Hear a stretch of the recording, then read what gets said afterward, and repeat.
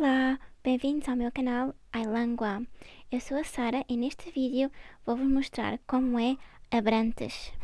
E aqui estou em Abrantes,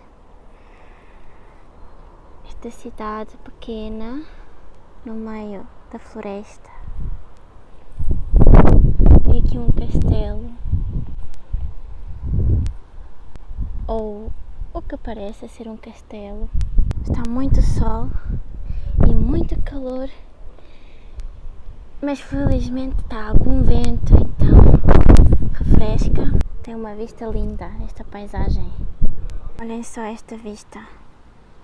Tem um campo muito verde, tem um rio, parece tão limpo o rio, mesmo azul. Este mirador é mesmo muito bonito, vejam só, é grande.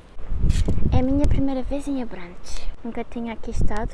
Tem um centro comercial lá em baixo, dá para ver algumas lojas, os carros. Estamos perto de Espanha? Nós estamos cada vez mais perto de Espanha. Sim, eu sei que estamos a ir na direção de Espanha, mas não estava à espera de encontrar o Tejo aqui.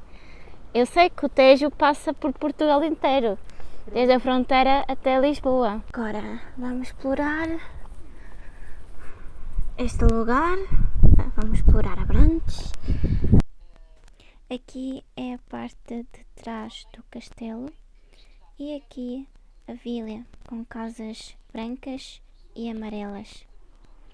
Este é um dos lados do castelo e deste lado podemos ver a vila e ao fundo a igreja.